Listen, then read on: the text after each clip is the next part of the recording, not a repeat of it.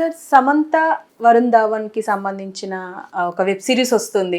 అది ఆల్రెడీ హాలీవుడ్లో సిటాడెల్గా వచ్చింది, తెలుగులో హనీ బనీ సిటాడెల్ అని చెప్పేసి వస్తుంది. అయితే ఎలా ఉండబోతుంది అంటారు సార్? అంటే మళ్ళీ ఫ్యామిలీ మ్యాన్ తర్వాత ఇది బాగా హిట్ అవుతుంది అంటారా? డెఫినెట్గా హిట్ అవుతుంది. ఎందుకంటే అది ఇంటర్నేషనల్, అమెరికాలో ఇంటర్నేషనల్ ఏజెన్సీ అనమాట. అది సీక్రెట్ ఏజెన్సీ కింద. వాళ్ళు దాంట్లో కొన్ని ఫ్యాక్ట్స్ ఉంటాయి కదా, ఫైల్స్. ఒకప్పుడు ఎక్స్ ఫైల్స్ అని తీశారు. ఎక్స్ ఫైల్స్ అనేది చాలా పెద్ద ఫేమస్, హెచ్బిఓ వాళ్ళు తీశారు. హెచ్బిఓ ఛానల్ వచ్చేది. అవి నేను దాని మీద చాలా మాస్టర్ అనమాట. నేను మొత్తం అన్ని సీజన్స్ చూసి అన్ని సీజన్స్ డివిడీలు ఉన్నాయి, చాలాసార్లు చూశాను. ప్రతి దాని గురించి మాట్లాడగలను నేను, ఎక్స్ ఫైల్స్ గురించి. నాకు ఇష్టం కాబట్టి మోడర్న్ మిస్టరీస్ అంటారు నేను. కోకిల one of the modern mystery కదా మరి.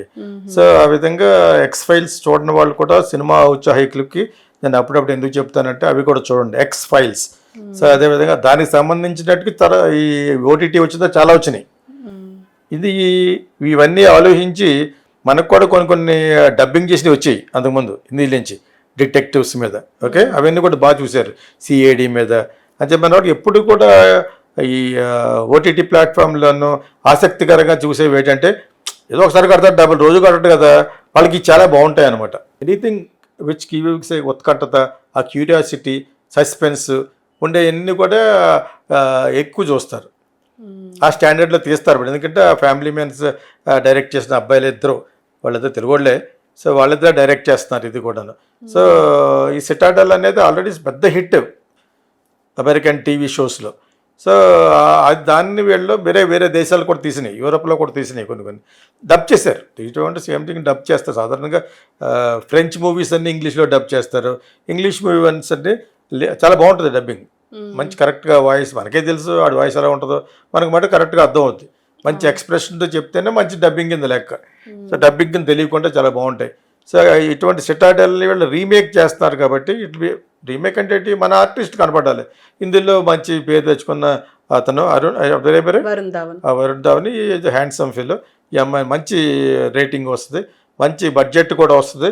ఒకవేళ వీళ్ళు మరి ఇండిపెండెంట్గా తీస్తున్నారో చీసి అమ్ముతున్నారో ఒక మంచి బడ్జెట్గా అమ్మవచ్చు. ఎపిసోడ్ ఒక 4 కోట్లు 3 కోట్లు పెడితే వీళ్ళకి చాలా ఎక్కువ వస్తుంది, ఎవరైతే తీస్తున్నారో వాళ్ళకి. అంచేది అంత ఉంటుంది కూడా. ఎందుకంటే వీళ్ళంతా హిట్ పేరు. ఫ్యామిలీ మ్యాన్లో ఈ అమ్మాయి సెకండ్ ఎంట్రీ ఇచ్చింది కదా, పార్ట్ 2లో వెబ్ సిరీస్ సెకండ్ సిరీస్ వచ్చినప్పుడు. ఈ అమ్మాయి ఉండడం వల్ల కూడా సౌత్ బాగా చూశారు. ఈ అమ్మాయి క్యారెక్టర్ కూడా బాగా చేశారు. అందులో శ్రీలంకన్ తమిళ్ లాగా చాలా బాగా చేసి, కొంచెం డార్క్ చేసి, ఈ అమ్మాయి మిలిటరీ డ్రెస్ గ్రీన్ వేసి చాలా బాగా చేశారు. ఇప్పుడు ఈ మధ్యన ఈ కారులో కూర్చొని ఇలా లాగటం, అని హోమ్ అని ఇవన్నీ ఎందుకు చేస్తా ఉన్నారు? అది వస్తుంది. చెప్పాం కదా, సమంత దొంగ ముక్కని. అది ఓన్లీ అవుట్ ఆఫ్ లవ్తో చెప్తుంది. ఎందుకంటే ముందు ప్రతిదానికినే అంతకుముందు ఒక గర్భం మీద ఏది తీసింది, యశోద. ఏం సినిమా అది? ఆ సినిమా అప్పుడు గోక్కుంటును నాకేదో పడిపోయాను అని ఎందుకు పెట్టింది? ఓన్లీ బస్ కోసం. ఇప్పుడు ఇవన్నీ కూడా అంత సీరియస్ ఏం కాదు. అంత సీరియస్ ఎలా చేస్తుందని ఏదో చిన్న డిసీజ్ ఉంది. నాకు ఇది ఎప్పటి నుంచి తెలుసు, కడల్ అని సినిమా తీసాడు మణిరత్నం, అటర్ ఫ్లాప్ కడలి అని గుర్తుందా? అందులో చేయమన్నప్పుడు ఇప్పుడు చెప్పింది అట్టలాగా, సీలో ఎంత గ్రాఫిక్స్ చేసినా సీలో ఓ 10-15 రోజులు షూటింగ్ ఉంటుంది, తీయాలి కదా మరి. కొన్ని రఫ్గా లేని చోటుకి వెళ్ళి అసలు సీ వైడ్ ప్రతిదీ గ్రీన్ మ్యాట్ తీయకుండా తీయాలి. కాబట్టి అప్పుడు ఆ ప్రాబ్లం వస్తుందని చెప్పేసి అది చేయలేనేమో సార్ అంది మణిరత్నంలో డైరెక్టర్ అడిగినప్పుడు. అప్పుడు తెలిసింది దానికి డిసీజ్ ఉందని. తర్వాత నేను మళ్ళీ మహాలింగపురంలో మాయావేదమూర్తి అనే స్కిన్ స్పెషలిస్ట్ దగ్గరికి అమ్మాయి వస్తుందని మై వైఫ్ టోల్డ్ మీ అనమాట. నేను కూడా వెళ్తాను, ఆల్రెడీ చెప్పాను, ఒక దాంట్లో చెప్పాను. ఈ బస్ క్రియేట్ చేయటంలో బాగా బాగా చదువుకుంది అమ్మాయి, బాగా దాని గురించి చేసింది. ఇప్పుడు రాబోతుంది మళ్ళీ సమంత గురించి మాట్లాడుకోకపోతే దాన్ని చూడరు. ఇప్పుడు మనం చెప్తున్నాం, మనలాంటి 10 మంది ఎందుకు చెప్తారు? అందులో ఏమైనా జరిగితే చెప్తారు. సిటాడెల్ అనే దాన్ని హన్నీ బనీ చేస్తారు.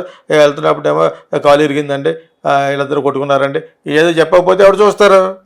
చాలా సాహస కృత్యాలు చేస్తున్నప్పుడు సంథింగ్ హ్యాపెండ్ అండి, ఫైట్లో కింద పడినప్పుడు కింద బెడ్ పెడతారనమాట, బెడ్స్ ఆ బెడ్ మీద ఒకటి పక్కన పడేదండి, ఏదో చెప్తూ ఉంటారు అనమాట. ఎందుకు చెప్తారు? To be in the buzz, to be in the talk of the town through social media. అప్పుడే నీకు హిట్ అవుతుంది. ఇండియాలో, నార్త్ ఇండియాలో ఏం చేయాలో అక్కడ చెప్తే అక్కడ కూడా అమ్మాయి పేరు ఉంది. కాఫీ విత్ కరణ్ వెళ్ళిన తర్వాత బాగా పాపులర్ అయింది. అది అంత కారణం ఫ్యామిలీ మ్యాన్ 2 గురించే. సో ఆ బజ్ ఏర్పాటు చేస్తుంది కాబట్టి ఇది డెఫినెట్గా బాగుంటుంది.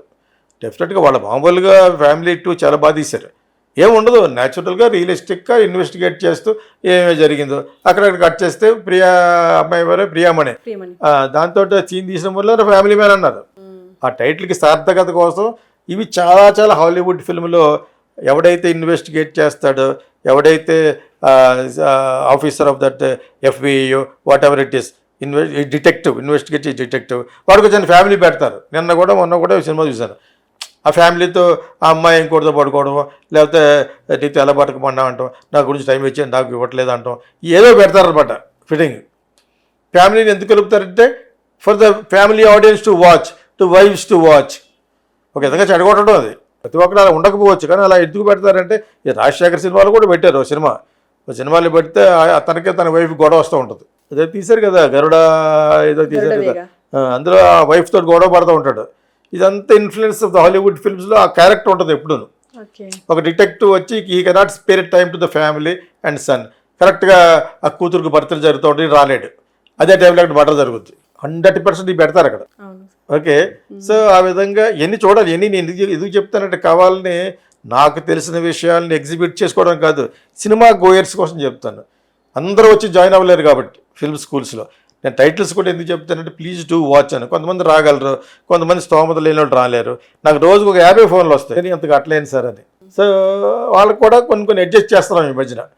ఇటువంటి సినిమాలు ఎందుకు చూడాలంటే to make much more sensible investigative films, investigative జర్నలిజంలో ఉన్న మజా అదంతా. ఎన్ని కేసులు ఉంటాయి మనకు రోజుకి, మన దేశంలో ఉన్న కేసులు ఎక్కడ ఉండవు కదా. మన దేశంలో జరిగే ఆశ్చర్యకార్థమైన ఇంతలో విడ్డూరాలు ఎక్కడ జరగవు. వీటిలన్నింటి మీద కూడా తీయచ్చు.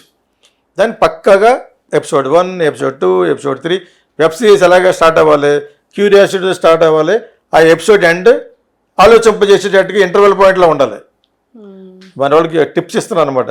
ప్రతి దాంట్లోనూ ఒక టిప్ ఇద్దామని సినిమా వాళ్ళకి.